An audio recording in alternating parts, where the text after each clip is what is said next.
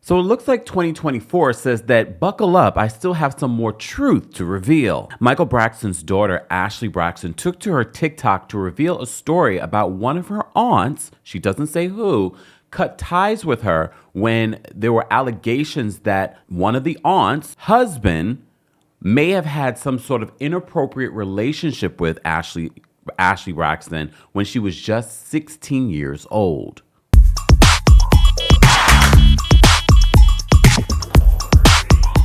Welcome back to the Kempire channel, your number one source for pop culture news and music, entertainment, reality TV, and so much more. As always, be sure to like this video, subscribe to the channel, and hit that notification bell so you never miss out on breaking news when we go live or when we upload.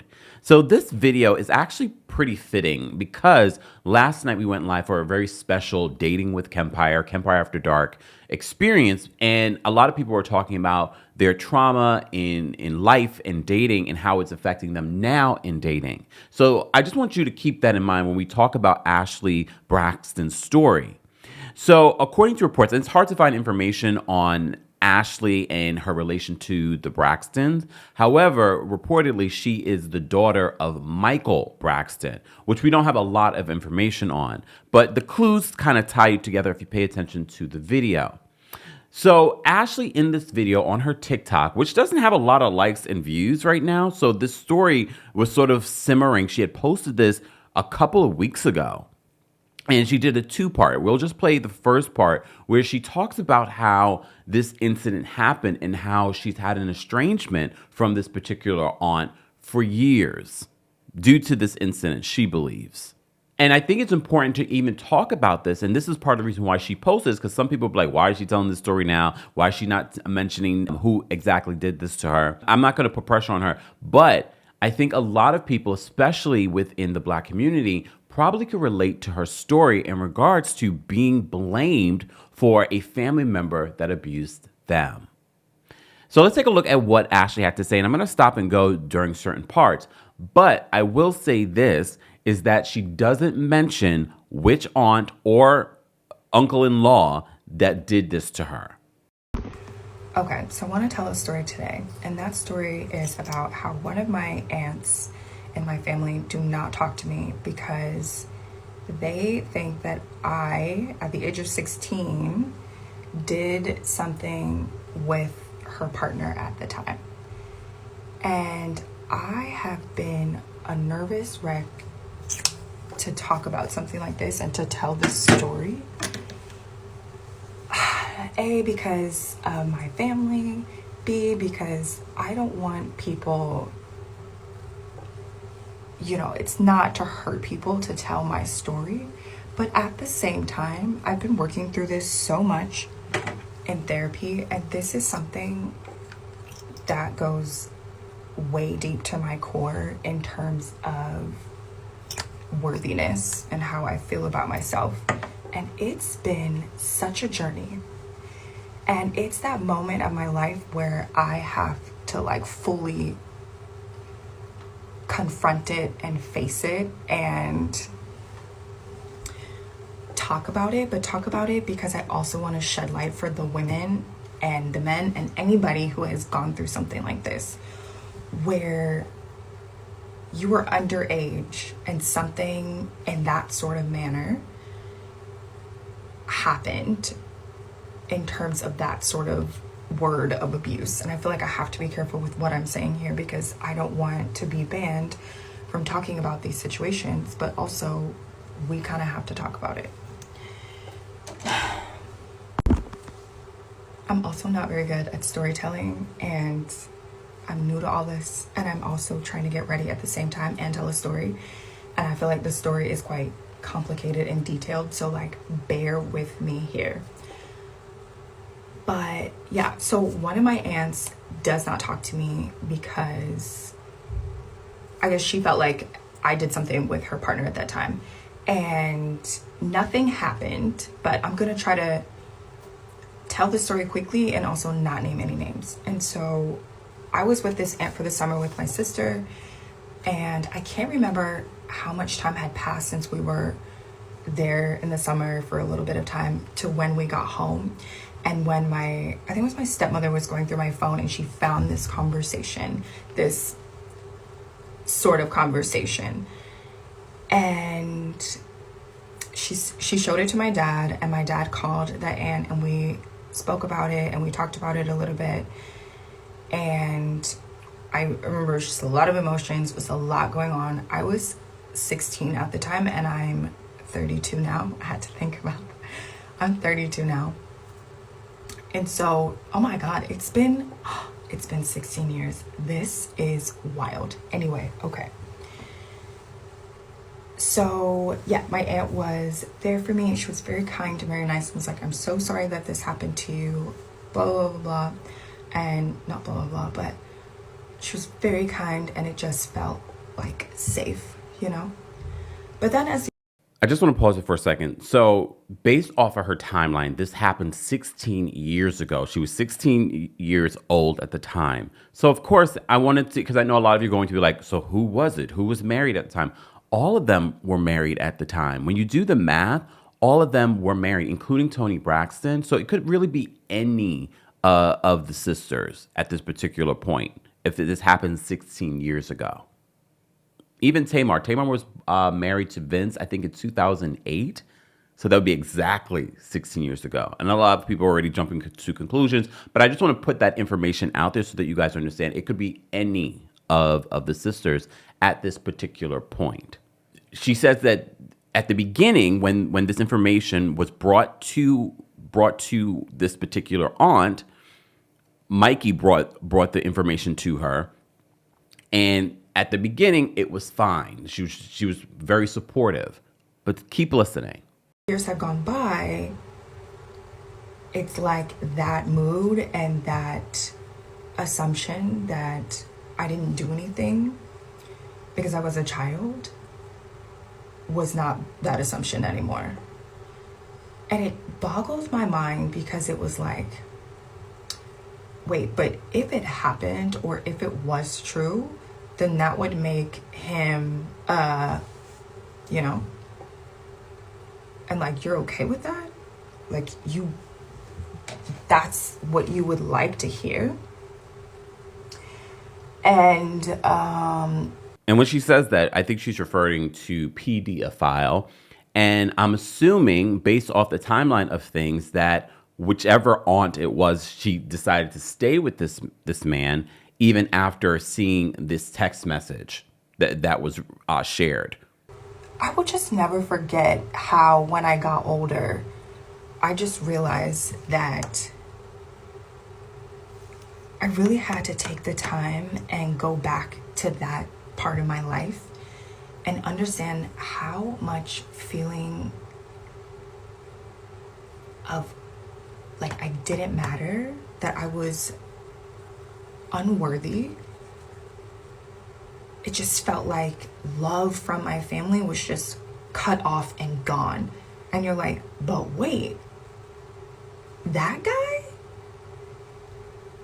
And it made it even worse because it was like, wait, this guy that was doing this to you on TV? And like, it's kind of cohorts in the same spirit of what was happening. Not in the same cohorts in the same spirit, but like, you know? Which for me is also another clue, because I kind of think that rules out Toni Braxton's husband, because I don't even think he was featured on Braxton Family Values. Although they did do a reality thing before Braxton Family Values, Toni and her husband at the time. But it makes me wonder, and I know a lot of people are speculating in the comment section, that was it Trina and Gabe? Because we did see a lot of their relationship on the Braxton Family Values.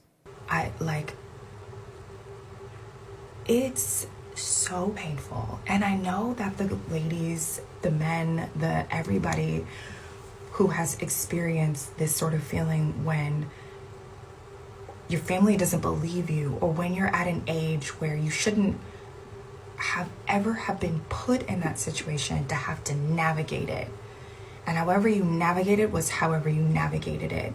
And this is what I learned in therapy, is like how I navigated it and how I dealt with it was how I dealt with it.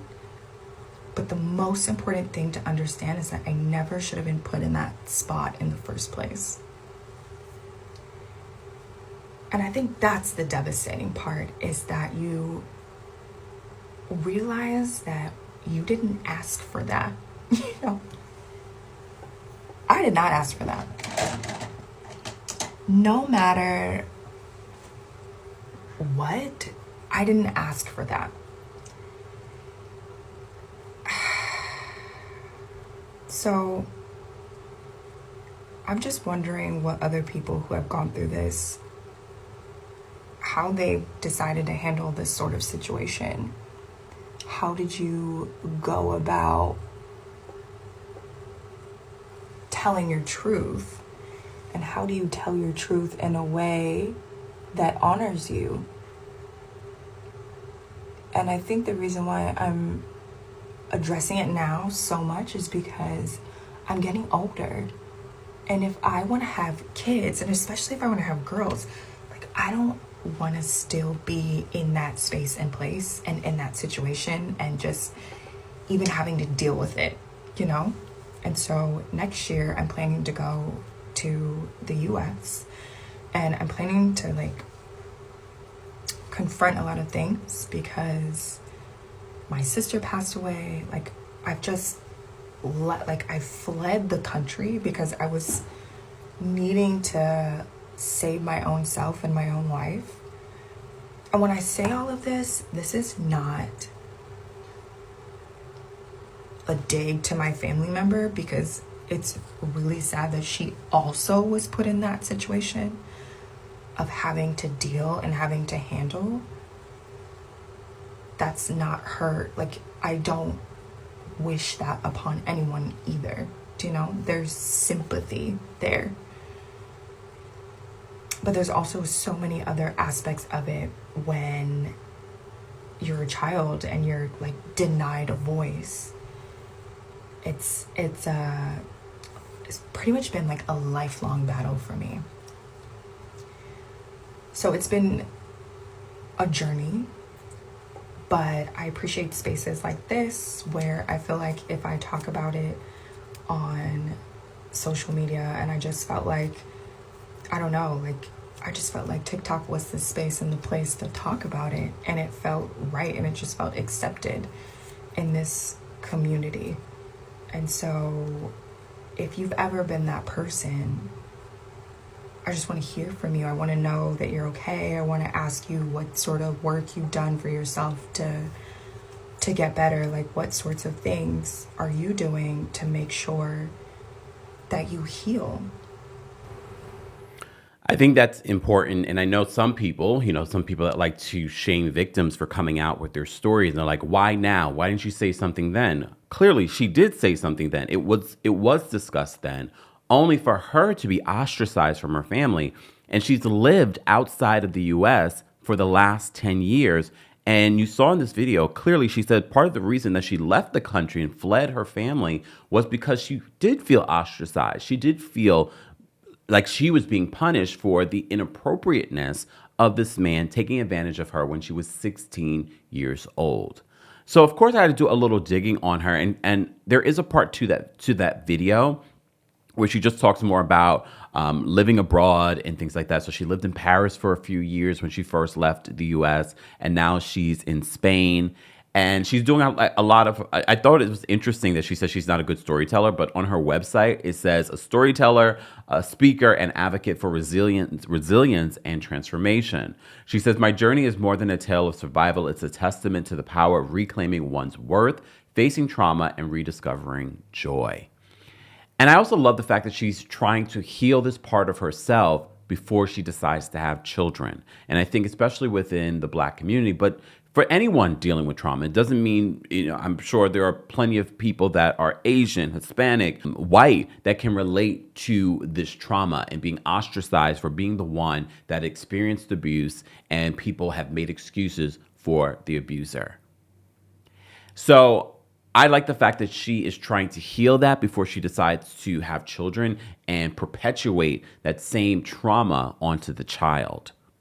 So I appreciate Ashlee sharing her story And of course, that was something that we did last night for our special Dating with Kempire, where a lot of people shared their trauma and their experiences, not just with dating, but with just family and diagnosis when it comes to why they do what they do or where they are right now. And I think these conversations, especially in the comment section of this video, I hope that you guys hold space and continue to create a safe space for people to share their story and not just speculation or who could it have been. So that's part of the reason why I said all of these aunties at the time were married. So it could have been any of them. But the most important thing here, and I love the fact that she still held sympathy and empathy for her aunt because she shouldn't have been put in that position as well. But who was going to protect Ashlee at the age of 16 years old? Unfortunately, a lot of people can relate to Ashlee's story, but how can we change that story? How can we change what people have been doing for decades and decades and decades? And I think one of the ways that we can do that is by shedding light and having the conversation. Guys, let's continue this conversation in the comment section. Don't forget to like this video, subscribe to the channel, and hit that notification bell so you never miss out on breaking news when we go live or when we upload. Thanks for watching. You bring the lighter, I got the fuse. You make a fire.